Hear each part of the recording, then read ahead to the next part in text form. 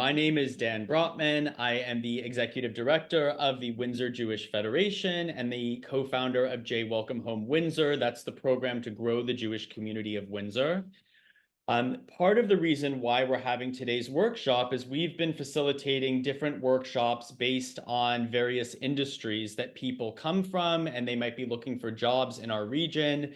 So we did one for doctors who are looking to relicense in Canada. We did a workshop about a month ago. We're going to be doing one for tech professionals. But many of the doctors who came to that workshop said they were also interested in understanding what would relicensing look like across the river in Detroit, even if they were to live here on the Canadian side. So we have two speakers today. We have David Garson, who is both an American and a Canadian immigration lawyer. He's also a native of Windsor, but currently living in Toronto. And we have Dr. Matthew Denenberg from Detroit, chief of Pediatrics, who is at one of our hospitals and who has extensive experience in relicensing for foreign doctors. So David, we're going to start out with you. Before you start on just the general immigration side for US and Canada, if you could also just tell us a little bit about your experience with Windsor. You grew up here, and what makes this such a unique place? Sure. Thanks, Dan. Yeah, I did. I grew up in Windsor. I went to law school in Windsor. I came to Toronto to article. I mean, I think the best thing about Windsor for me growing up was the fact that it was right across the river from Detroit, in the sense that as I grew up, I spent a lot of time going across to Detroit, going to baseball games, basketball games. And at least when I was growing up, there's a very sizable Jewish community in Detroit. Windsor has a very intense and close Jewish community. There's obviously three functioning synagogues in that regard, and a Jewish community and a Jewish community center that Dan runs. When you go into Detroit, it has a very large Jewish community in the suburbs. And so it was sort of like having the best of both worlds, to be quite blunt. You were in Canada, you took advantage of that. But if you wanted to go to the US, you were literally 5 minutes away. So I enjoyed it that way. And then, David, if you could tell us about, I guess, what are some of the big differences between the Canadian and American immigration system? And for someone who's potentially looking to live in Canada but work as a physician in the US, what kinds of options exist? Yeah. Interestingly, for the most part, US immigration on the whole can be more difficult than Canadian immigration. But when it comes to physicians and getting work permits as a physician, it's actually may be easier to get a work permit as a physician when in the United States. Canada keeps a very tightly controlled set of rules and regulations with regard to foreign physicians. I mean, even Canadians that go outside of Canada to be educated, many Canadians, for instance, have gone to Israel to get their medical education, and coming back to Canada to do their residency has proved a challenge, realistically speaking, because Canada only has so many spots. It's preferred that Canadians who go to Canadian medical schools, and our medical system is somewhat smaller. Whereas in the United States, I mean, I think the figure that I read is a quarter of all people doing residencies are realistically international medical graduates. So, I mean, there is, to some extent, a clear path when you're going into the United States and you're working. For the most part, most foreign physicians get something called a J1 when they're doing a residency in the United States. I mean, a foreign physician can utilize a few different types of visa categories depending upon the institution and depending upon where they are in their training and their licensing. I mean, they can go in on something called an H1 if they're fully licensed. In other words, if they've done USMLEs 1, 2, and 3, and the institution that they're going to wants to petition for them in that regard. Then, as I said, there's the J1, the one I just discussed, and a lot of people going to residences get the J1 because you have to complete step 1 and step 2, but you don't need step 3 to get the J1. And many hospitals and universities and things prefer to use the J1. The issue with the J1, of course, and Dr. Denenberg will talk all about licensing and the like, but the issue with the J1 is there is, for the most part, a 2-year foreign residency requirement. And that can be somewhat daunting to many people. Now, it can be overcome in certain circumstances. But realistically speaking, that is in the back of someone's mind when they do go to the United States, that if they don't satisfy the criteria to avoid the 2-year foreign residence requirement, then they have to leave for 2 years. A third way is something called an O1, which is for extraordinary ability. And it is what it sounds like. If somebody is going to be doing high-level research, or they're going to be doing, or they have a reputation such that it creates a way for them to proceed under that category. There's the O1. You do need state licensing for the O1, as you do for that H1. And the final way is if you're a Canadian citizen, and you can sometimes go in under the free trade agreement. It's called a TN. But for the most part, in that category, you have to be doing mostly research or teaching, and any patient care has to be ancillary. Now, really quick, I just sort of slammed through that. But in the sense of coming to Canada, I know that there was a seminar that you did recently with regard to getting permanent residence in Canada or living in Canada. It would be difficult to live in Canada, for instance, and work in the United States if you don't have some sort of status or permanent status in Canada. So you would have to apply for permanent residence, which is based on a point-based system for the most part, to live here and get permanent residence here. And then subsequent to that, let's say you go and you live in Windsor and you have permanent residence, then you can go and hopefully, if Dr. Denenberg offers you a job, go work in the United States. So with that, Daniel, is there anything else you want me to cover there, or is that okay for now? So just to recap, so my understanding is generally how someone would do this is they would hopefully be accepted for permanent residency in Canada. They'd be a permanent resident living in Canada, and then have a J1 for when they go to work every day in the US. Yes, or as I said, they could have an H1 or an O1, depending upon what they're doing and their level of experience and fame, for lack of a better term, and where they are in the licensing. Because if you're going to get that H1, you have to be pretty much licensed to work in that state. The J1, as I said, is usually used for people doing residences because they just have to write the first 2 parts of the step, and then they can go and do their residency. But yes, to your point. So you would first have to qualify for permanent resident status in Canada, and that's a point-based system. And if you get that, then you can be a permanent resident of Canada. And as I said, if you want to live in, let's say, Windsor or thereabouts, and then go into Michigan to work. And could you also just tell everyone a bit about some of the changes that have happened with the express entry system, the category draw? Sorry, Dan, one more time. Yes, the category draws for healthcare workers. Have they made it somewhat easier now for physicians to apply for express entry? Well, there are, to your point, there are now something called targeted draws. So what they're doing is that previously, if someone had X number of points, then Canada would say, okay, will you apply for permanent residence? Now, they still do those, by the way, but now what they're doing as well is they say, okay, we're looking for people in the STEM fields, for instance. And if you're in the STEM fields, then you can apply for permanent residence with less points than you would need normally. It still is a fairly high point total. And I mean, I think we should, to be as transparent as possible, Canada is making it seems it's making it more difficult now to get permanent residence in Canada than, let's say, it was 2, 3, 4 years ago, for various reasons. I mean, it's obviously being done every day. There's draws every day. People are becoming permanent residents, but they are looking at certain individuals and they adjust depending upon what we think we need. And to be a physician, it's sometimes more difficult, as I said, in the draw, only to the extent that they know that the licensing of a foreign physician in Canada is tougher than, let's say, in the United States. If you were in nursing or physical therapy or things like that, that actually may be more straightforward. Great. So we're going to have Q&A at the end. So I know people are going to have some more immigration questions. So hold your questions. We're going to do that after we hear from Dr. Denenberg. Okay, so Dr. Denenberg, I'm going to pull up your presentation. And if you could also just tell people like a bit about your background, maybe did you grow up in Detroit, before you get into the actual relicensing side. I'm going to pull up your presentation right now. Yeah, actually, I'm Matthew Denenberg. I'm a pediatrician and an emergency physician here in Detroit.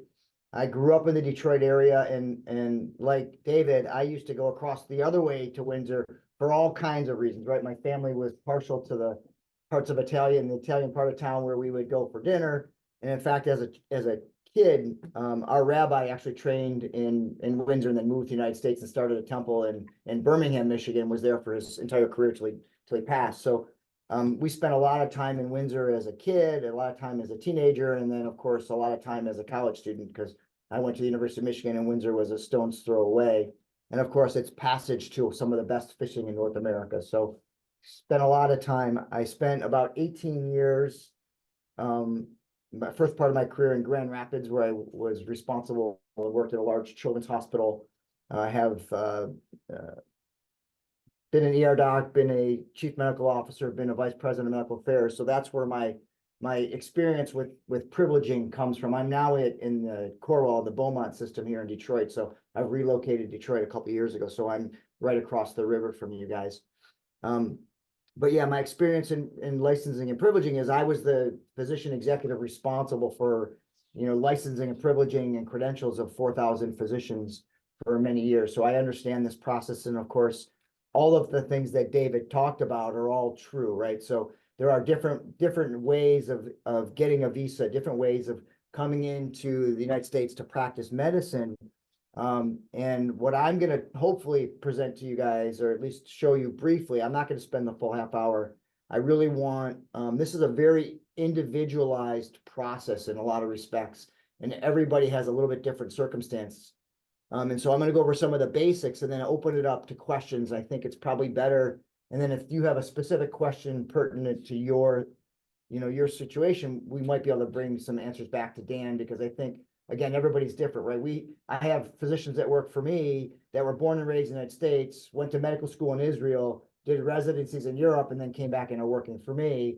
And I have physicians that did all of their training in Israel and are now surgeons in my system. And so healthcare, and it changes with the politics. So just so you know, what was easier 15 years ago got a little harder 10 years ago and is now complicated by some of the craziness in politics that we experience around the world. So this is a pretty typical criteria for a physician to join a medical staff in the United States. It's not exact. Every hospital is different.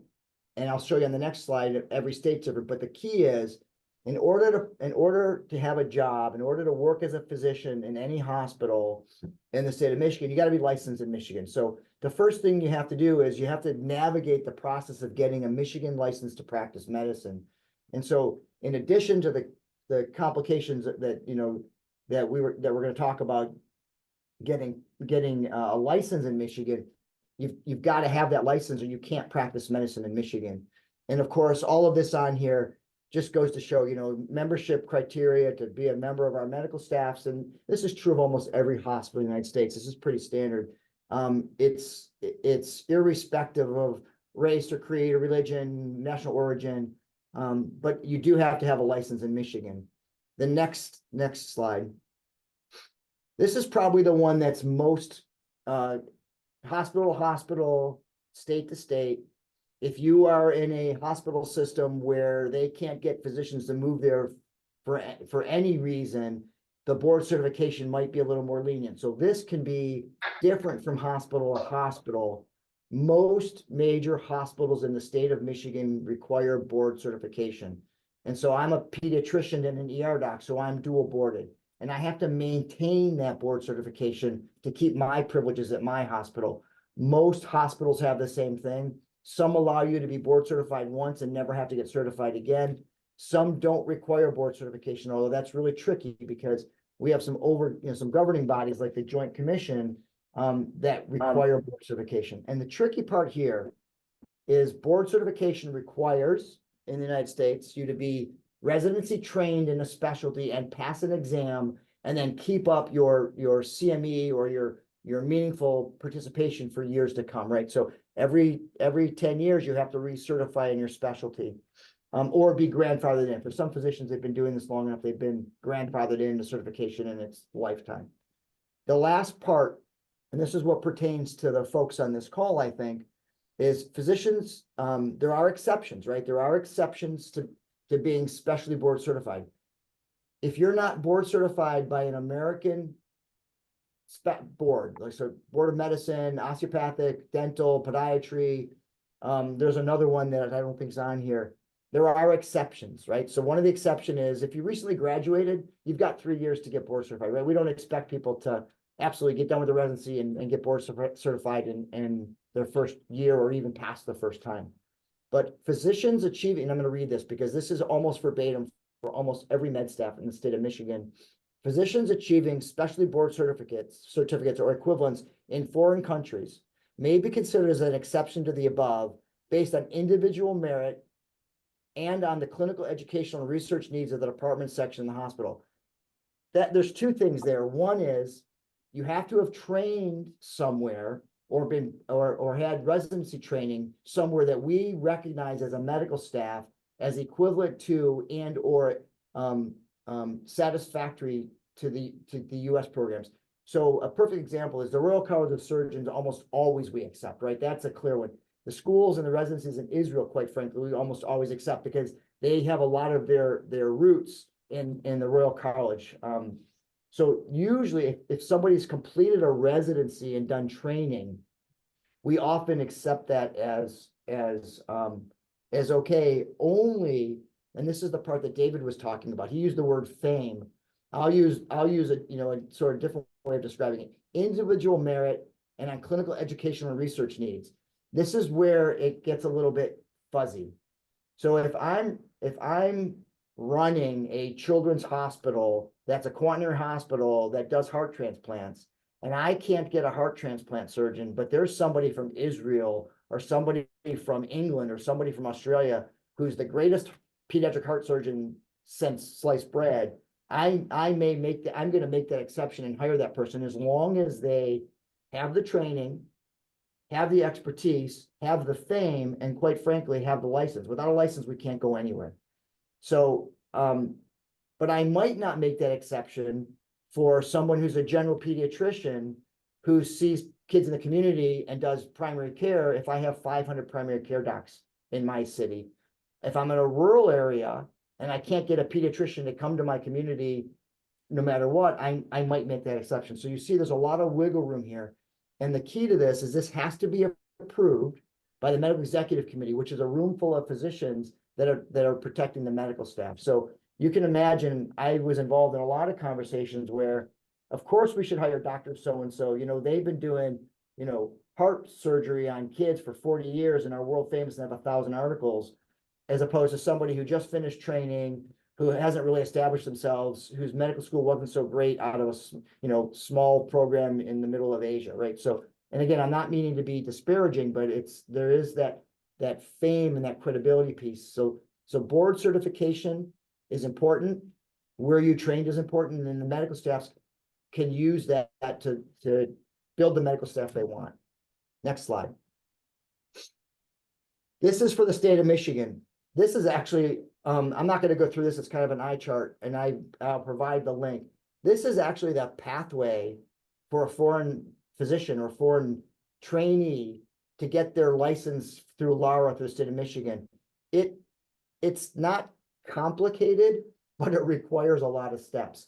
The easiest way, and what most of our foreign physicians, most physicians either take their USMLE and do a year or two of residency in the United States and essentially finish a residency program so that they can be residency trained in the US, have their exams done, and get a license. And I actually, in pediatrics in particular, I've had some physicians that I've hired or accepted into my residency program who are residents who have been practicing emergency medicine as long as I have, right? So sometimes one of the hoops that people have to jump through, especially if they plan on staying here for a long time, is they may have to almost start over. Now, oftentimes we'll give them a year's credit in residency, so they have to do 2 years.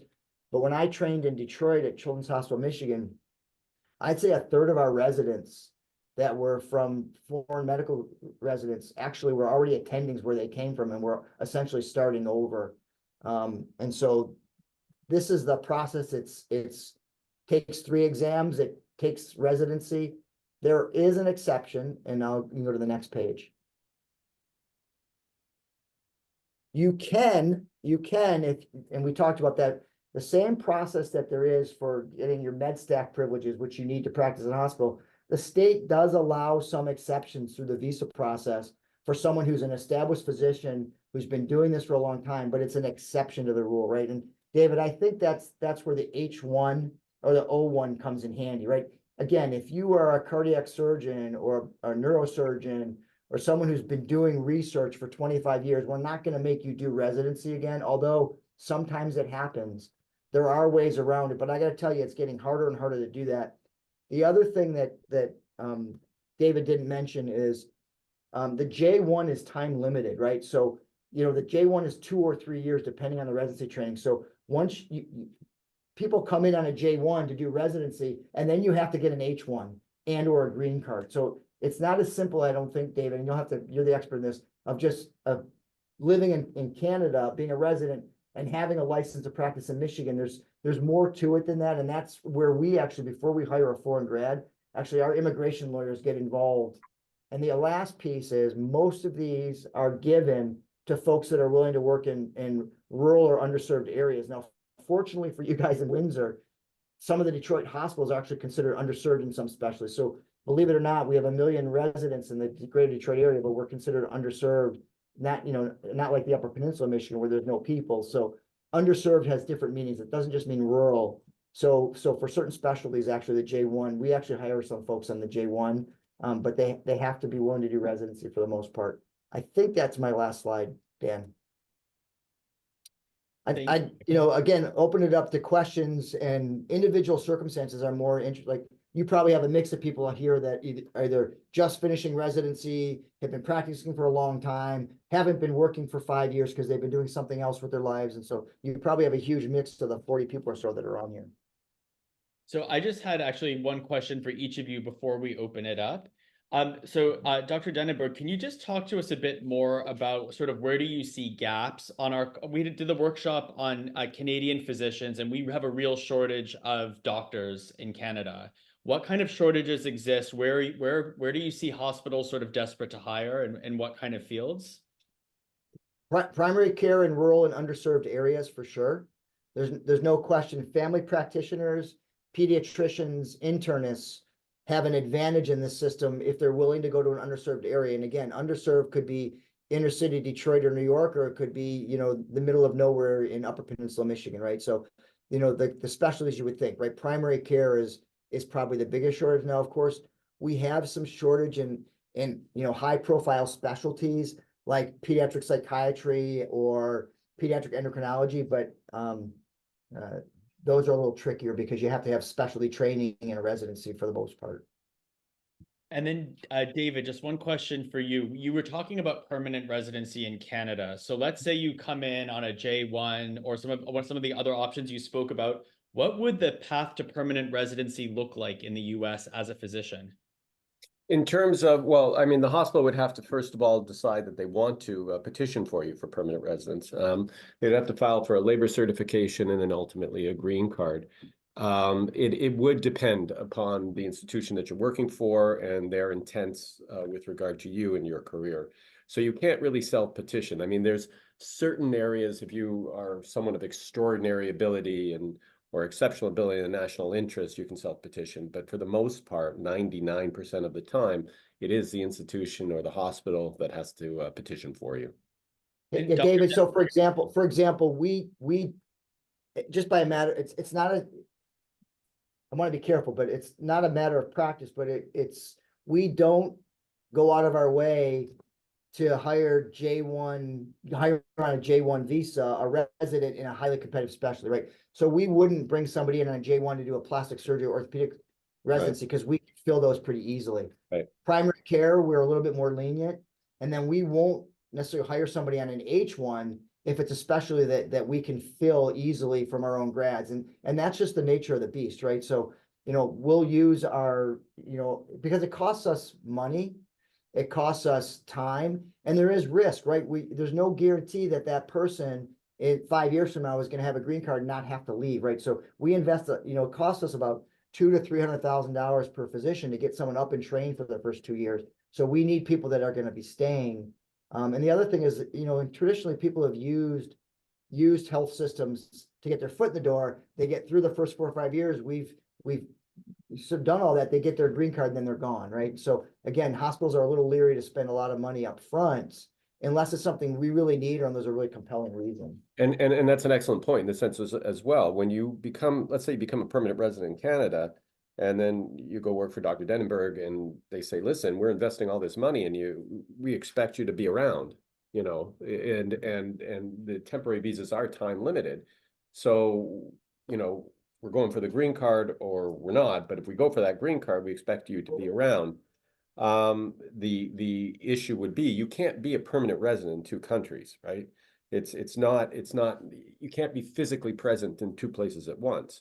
So if you become a permanent resident of Canada, but you are expected to be a green card holder in the United States to continue your career, that could create issues down the road. I would say if your plan or thinking or strategy is to be here for a long time and work in the United States, you're better off establishing residency in Michigan or the United States if you want to practice as a doctor for a long time. We've had some physicians, very high profile physicians, that as their H1 runs out, they can't get their green card, and they've had to leave and go back to their home country. And we've lost the ability, those patients that were scheduled, that program we built around them, we've lost it. Now, some of them come back a couple years later, but you know, we have those problems where people have had to leave the country. And David, I don't know if you've experienced this, but it's getting tougher and tougher. You know, so the easy way of staying is not as easy as it used to be. Right. No, I think I agree with that. And I think that's, well, it's funny, I'm going a bit off topic, but I'm speaking at a conference in Europe in a month. And one of the things that we're talking about is that in the Western countries, not just Canada and the United States, but Canada and the United States, and a lot of Western countries, it is becoming harder and harder right now. Whereas let's say 5-10 years ago, it didn't have that same level of difficulty, but it is in that progression, certainly, yeah. David, could I also ask, you were mentioning if a hospital petitions for a green card, what does that timeline look like from the time the hospital submits the petition until the green card is granted? I mean, it's probably a 2-year process that I've seen. I mean, Dr. Denenberg, you may have a different point of view on that. It's 2 years and a lot of money and a lot of paperwork and a lot of, you know, it's a lot of effort on the hospital's part and of course the physician's part. Yeah. Versus, I mean, you explained with the Canadian system that if you do have enough points for express entry, you would be approved for permanent residency before you even move to Canada. That's exactly it. Yeah. Excellent. We don't have a lot of physicians that are licensed and residents in Canada that are working in our hospitals. We have a ton of nurses that are doing that. Now that's a totally different nurses and other health professionals. It's much easier because we're, you know, quite frankly, we're desperate for nurses, right? Yeah. I think we should open up for questions. So if people, you can either physically raise your hand or you can press the button to raise your hand. We have one actually here from Ehud. I can just read it. This I am in the US on a J1 without the 2-year home residency requirement. I'm now applying for the match, asking for an H1B. The match is in mid-March and training begins July 1st. If I'm accepted, when will the program submit the H1B request and when will it be approved? Well, it depends on the program. I mean, and if there's, you know, if they're willing to do it, it's very specific to where you're going to. I mean, realistically speaking, I mean, if they know Ehud is in the United States and he needs an H1, I'm assuming that they will not match with him unless they feel that they can comply. They will not rank you Exactly. without the intent of getting you an H1 in time to start your program. Right. That the hospitals and the residency programs are expert at this.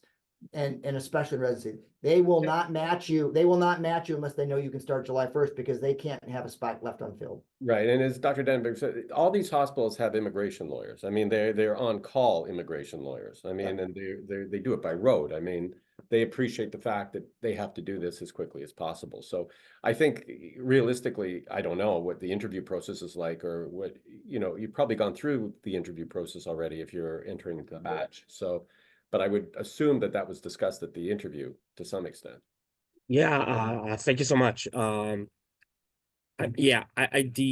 hospitals I interviewed with knew I was applying for H-1B and are in principle willing to petition me for that. Yeah. The reason I'm asking is that it would be complicated to leave the US and return during that H-1B application period. And you might not be able to, right? That's part of the deal. Exactly. And Right. that's why I want to know what the timeline, so the Well, time frame, so that I can plan Also, with if you that. left, you'd need the H-1 visa, and so you'd have to get to a consulate, and that in itself could take some time. So I don't think they'd want you to go. Are you coming in as a graduating medical student, or are you already practicing in Israel? I completed residency in Israel and doing fellowship in the US, What specialty? neurology. Roger, yeah. So they will not match you. They won't match you or rank you unless they know that. And if they're ranking you, as soon as they hear on March 17th that you've matched, their lawyers will be starting the paperwork. They know exactly what to do. Thank you. We have Rotem as her hand up. Would you like to unmute Rotem? Maybe say where you're coming from and what physician you are. Well, I'm a pediatrician from Israel. I finished my residency. I have 3 years working as a pediatrician, general pediatrician. I have done my step 1, and I'm currently getting ready for step 2. And I'm from Connecticut. I have my visa through my husband. He has the J1 without time limit, and I have a J2 with work authorization. And we have been approved for a green card, but we haven't done the status change yet. We have to wait for that. Is that going to help me get into a residency because I have my own visa? Yes, because if you have a green card, yes, right? That's Not sort yet. of the best case scenario. Not yet. We're waiting for the status change, which will probably take a year. You should get an EAD though, right? An authorization to work. I have one. Okay. Well, I mean, I don't know. I can't speak for residency programs, but I'm assuming, yeah, it would help. Yeah. Yeah. And what are my chances to get 1 year taken off the residency program? I think that's Dr. Denenberg. It depends on the program. You know, they're doing that a lot less than they used to. It just depends on where you train, what your experience is, how you do on your scores. Each program is different, and they have to petition the American Board of Pediatrics. It's not happening as often as it used to. So I'm not going to tell you for certain, but it's something that each program is different. It also depends on how desperate they are for physicians or for residents, right? If their program's not matching all the time, they're going to be less likely to let you do that. Mm-hmm. Thank you. Nir, I see your hand is up. If you want to unmute and introduce yourself. Nir Halevi. Yep, you just unmuted and unmuted again. There we go. Oh. Okay, while Nir is working on that, should we go to Or? Do you want to unmute yourself, Or, and introduce yourself? Yes, thank you. So my name is Or. I'm a last year resident in pediatrics in Israel, and I'm planning on applying the match for July 2025. And my question is, I came across an issue with the ACGME accreditation for residency program, and I was wondering if maybe you can someone talk a few sentences about that. And I understood that Israel residency programs are not accredited by that organization. Is that impacting something from fellowship point of view, or even after that? Yeah, there are actually no. I got to be careful. I don't think there are any foreign residencies or that are accredited by ACGME. I think it has to be an American program. Now that said, you're finishing residency or you're finishing school? Residency. Where did you go to school? Tel Aviv University. So if you're entering the match in 25, you're one of sort of the classic examples of a foreign medical grad who finishes residency, could practice in your home country, but will have to do residency over again and take all 3 steps of the USMLE here. So it's the program you're going to match into will be accredited. Okay, no, so what I'm completing residency in Israel. I've completed step 1 and step 2 CK. Yep. And I'm planning on applying the match for a fellowship What fellowship? for pediatric cardiology. They might not accept your residency in Israel. You might have to do a 2 years of residency in pediatrics here first. Okay, that's to comply with the ACGME Yep. accreditation. Especially, Okay, and that's because especially pediatric cardiology is very competitive. There are a lot of people that want that fellowship. So it's going to be very difficult without having done a U.S. Residency to get a fellowship in cardiology and pediatrics in the United States. Not impossible, but very difficult. all right, thank you. Next, we've got Evgeny. If you want to unmute. Hi. So I finished residency in ophthalmology back in Israel, and right now on a J1 visa in a fellowship here in Detroit, actually. And I do apply for a home HDD for 2 years after I finish the fellowship.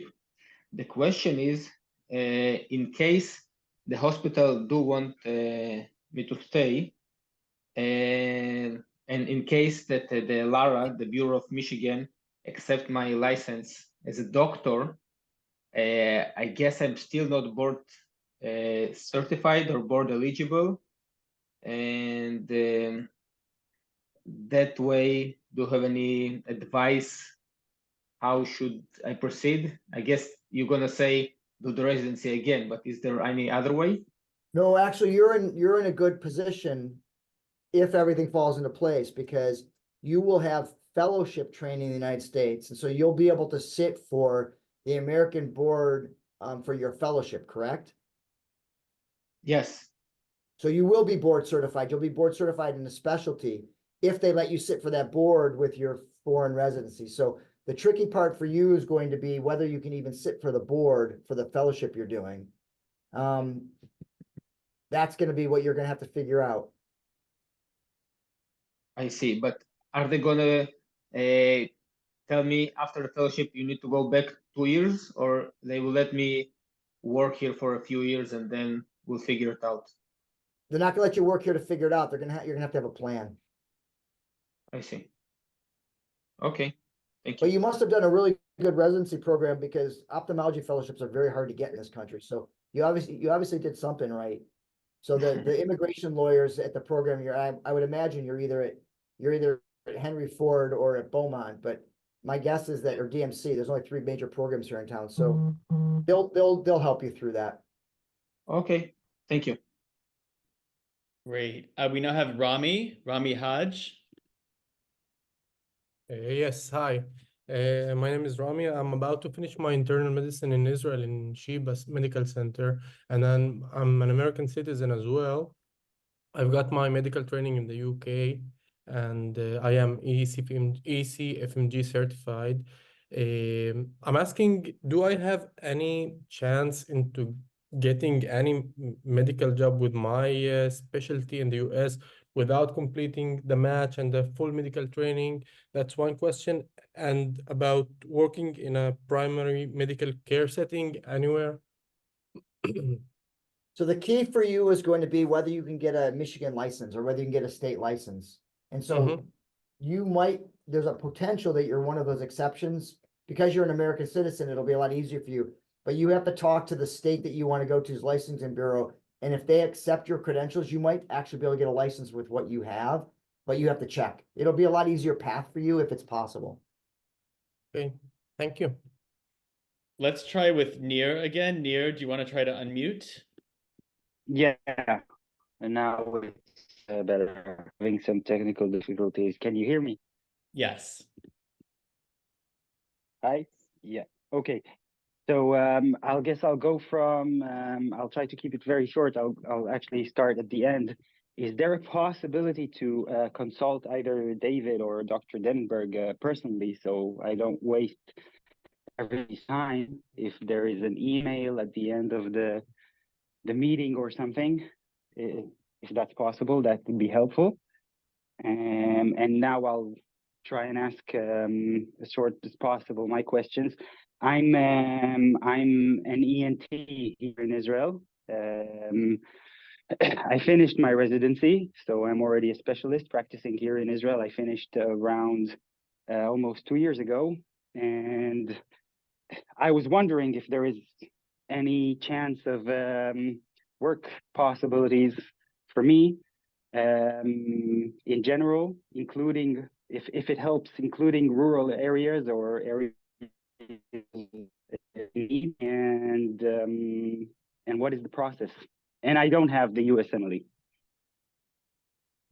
So without the USMLE, you're gonna have a hard time getting a license, let alone, David will have the expertise on whether you're gonna be able to get an H1. Yeah, no, you can't. You can't. Okay. So a precondition is full licensing. USMLE For the- step for 1, the step H- 2, step. Right, step- for the H1, you need the all three steps. Step 1, step 2. Okay.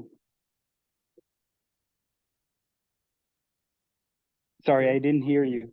Yeah, you need to write all 3 steps of the USMLE to get an H1 because that's what you need for licensing. Okay.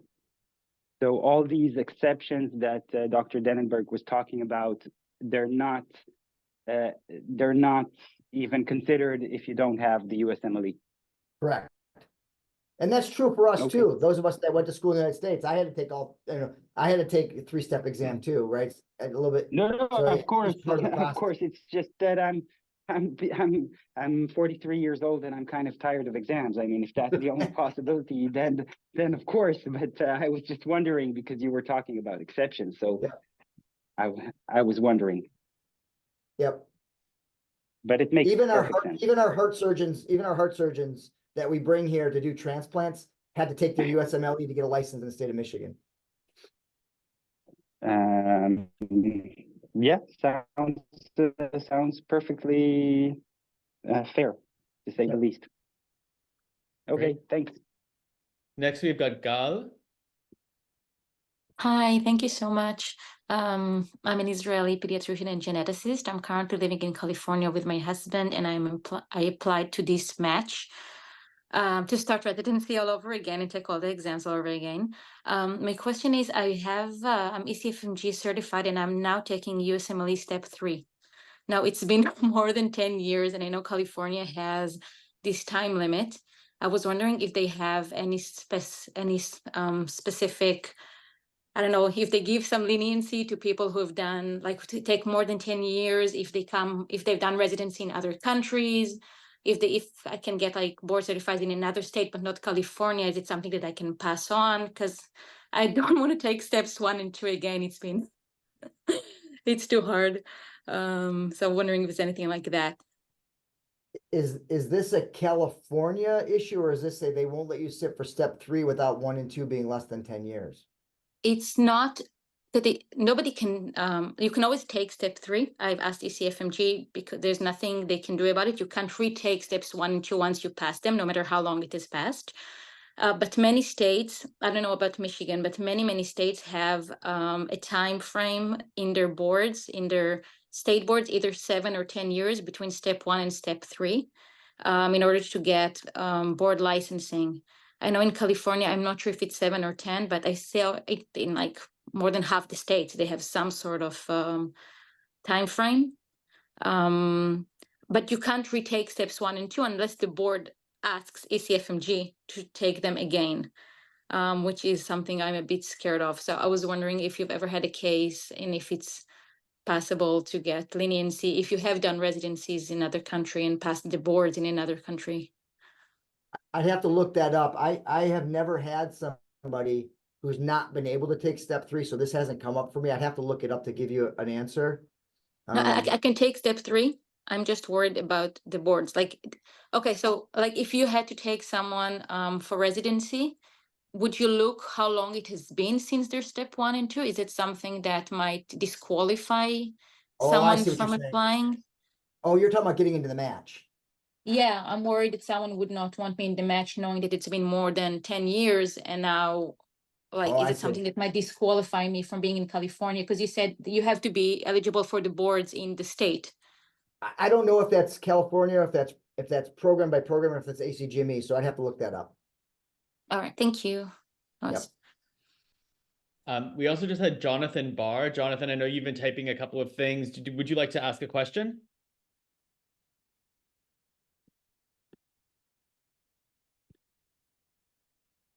If you'd like to ask, please, you can unmute. He has a microphone. Oh, no microphone. Sorry. Okay. I can just read what Jonathan wrote. He said residency programs are 1 year as PGY1 as generic and 3 more. For example, for the specifically, can the PGY1 be exempt for foreign specialists? That's the main question. Sometimes. It depends on the program and depends on their needs. So Great. it depends. Sometimes they give a year's credit for previous residency training in another country. So it just, every residency is a little different. It's part of there's no set rule for it. Great. Are there, does anyone else have a question? Lena, would you like to unmute? Yes, hi, my name is Lena, and I am a pediatrician. I finished my residency about a year and a half ago, and I am planning to apply for a fellowship in pediatric endocrinology. This July, I finished all my USMLE steps. I understand that if I apply for a J1 visa and I get accepted, after finishing my fellowship, if I want to stay in the United States, I need to get a J1 waiver. So my question is, can I do the 2 year of residency that I'll have to do in an American hospital as the J1 waiver? I mean, can I apply for a residency in a rural area or in a hospital that is considered suitable for the J1 waiver? And that way, when I'm done with this residency, I'll be able to apply for an immigration visa. Yeah, theoretically, realistically speaking, I mean, you can get a J1 waiver for 3 things that I can think of. I mean, 1, if you would suffer persecution if you went home, or 2, it's an undue hardship on your American family, or 3, you're sponsored by an interested government agency, and in that kind of sense. And if you go to a rural area or an area that's underserved, or something of the sort, that's a way to waive your 2-year foreign residence requirement for certain. So I will be able to be a resident, let's say, in an underserved hospital, and these 2 years will count as the waiver, even if I'm only a resident. No, sorry. No. You're saying you want to do your residency in a rural area, and then. Yeah, like if this time that I'm doing the residency can be considered the time of the waiver. No, when you get a J1, I've not had that experience in any event. When you get a J1, you're going on that J1, and then subsequent to that, if you want to waive the 2-year foreign residence requirement, at that point you're looking for the waiver. Yeah, but I mean, I'll get a J1 for my fellowship. Then let's say after 3 years, I'm done with my fellowship and I don't want to go back to Israel. Right. And I need to do a residency in the United States. But if I'm doing the residency in an underserved area, like can that supply me with a waiver? Or do I need to be like... I think she's asking, can she get a second J1 waiver? Can she get a second J1 on top of the first one? No, I mean, okay, maybe I'm not making myself clear. Let's say that I'm done with... Sorry for a second. Where are you doing your fellowship? I haven't started it yet. I'm only applying this year. So let's say I'm accepted and I'm done with my fellowship, with my 3 years of fellowship, and I want to stay in the United States. Okay, so what is like... Sorry, go ahead. Yeah, so what is my next step? Let's say I'm applying for the J1 waiver. So this waiver means that I'll have to work as a general practitioner, as a pediatrician. I mean, what do I do when I'm on the waiver? Okay. So what I'm saying is that in my experience, and Dr. Denenberg can tell me different, but in my experience, you do the fellowship after your residency. I did my residency in Israel. I'm Okay. now applying for my fellowship in the United States, but I understand that if I want to stay in the United States, I need to do the residency all over again. That's like on the medical side. But on the legal side, I need to get a J1 waiver in order to stay, right? Mhm. Yes. So that what does that waiver mean? I mean, it means that I'll have to work in an underprivileged area, hospital just as a general doctor or something like that. And only then, after the waiver ends, I can apply for an immigration visa, I can apply for residency. No, you can do residency on your J1. That's you would do, Oh, you could okay. do your residency, yes. But that would be But I yes. think she's asking, can she get, she's asking, and again, I'm sorry, we may be missing it here. Are you asking that if you do, so you do your fellowship, fine, you got your fellowship, then you want to go and do Yeah. a residency in something, and you're asking, can you get your J1 waiver? Can you say, listen, I was on a J1 and I want to waive that 2-year foreign residence requirement by doing a residency, not getting hired as a physician per se, but doing a residency again, your second residency, this one outside of Israel. Yeah, and I mean, because if I understand correctly, on the legal side, I can apply for the J1 waiver, and that means I'll have to be working a couple of years in an underprivileged area or something Right. like that, right? So during those couple of years, while I'm on the waiver, can I be doing my residency I have not seen that. in an underprivileged hospital, I mean? I have not seen that. Again, Dr. Denenberg, maybe you have, when someone has satisfied the J1 waiver saying, I'm going to do my residency, in whatever, Wyoming, in a remote place. Yeah, that's what I mean. Yeah. Can I would talk to somebody about that, because you're trying to stack a fellowship and a residency together so that you can stay in the United States. And I understand, I would ask, yours is a unique situation. I would want to not lead you astray. I would talk to an immigration lawyer that understands healthcare and make sure they understand what you're trying to do. Yeah, I have not Yeah, seen, okay. I have not seen that. Yeah. Okay. All right. Thank you. Thanks, Lena. We've got Ear. Do you want to unmute? IR. There we go. He's unmuting now. Ear, we can't hear you. I'm sorry. Now it's good. Now it's good? Okay. Hi, thank you for this webinar. I'm a pediatrician certified in Israel.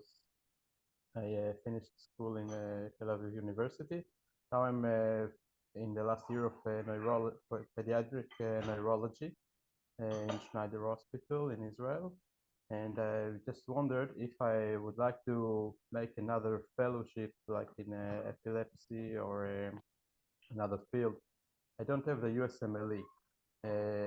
So as I understand, I must do this in order to do fellowship. Yes. Yeah. Because you'll need as a fellow, you need a license to practice medicine in the state of Michigan. So you would have to do USMLE.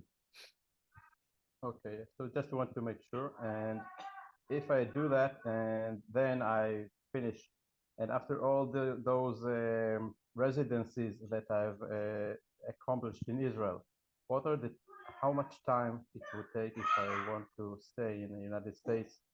So I have to, as I understand, I have to repeat at least 2 years from pediatrics, and then there is neurology. So it looks very long. How long do you think it is? Depends. You might only have to do pediatric residency. You may not have to repeat your fellowship. You have to check on that. I would want more specifics. Okay, and there is a way to do pediatric neurology in United States directly, right? As I understand, in some places. Yeah, it's complicated though. You have to either do adult neurology and then a fellowship, or pediatrics and then a fellowship. It's usually 4 years, but it's not. There is a pediatric neurology, but you start out in another specialty, either internal medicine or pediatrics. I see. So in order to practice pediatric neurology in the United States, what are the steps? I need to do all the residencies again? You have to be board certified, which means you have to complete some sort of pediatric neurology fellowship and pass your boards. After doing their pediatric residency. Correct. I see. And what are the chances to work there, and how much need there is for There's a big need. There's a big need for pediatric neurology. I see. Okay. So that's it. That's what I want to know. Thank you. I think we've got time just for one last question. So Yael, do you want to unmute for the final question? Yes, thank you. So I'm hearing myself double. I think you're logged in two places. I'm gonna find you and mute the other one. Thanks. Okay. Okay, do you want to continue? Yeah. So I'm an American citizen. Oh. And I'm a transplant hepatologist. And I'm looking for a fellowship in the United States that is non-accredited, just to do a fellowship and to return to Israel with the experience. And I already did my ECFMG, but I wanted to know how to go about finding the non-accredited fellowships. I would get a list of them and call around, and that's the kind of thing. David, she could do that on a J1, right? Yeah, but I think I'm she a said she's a citizen. US citizen. I am a citizen. Oh, you just need to call around the programs and ask them if they're taking somebody outside the match. Okay. And you think there is a good chance? A lot of the programs are accredited now. Well, there's a chance. I would, get a list of the programs and start calling the ones that have fellowships. What's their incentive to do that? Why should they have They need an experienced physician because they couldn't fill their match, or because they need someone to help with coverage, right? That if you have experience and are a physician and they need somebody in their program and they didn't fill their spots, that's the incentive, right? A lot of times we fill outside the match. Okay. Thank you. You're welcome. Great. So thank you everyone for attending. I will be sending a follow-up email to everyone with contact details to follow up, because I know people have further questions. If you want more information, you could go to jwelcomehomewindsor.com or email me, Dan@jewishwindsor.org. Have a great evening or rest of your day.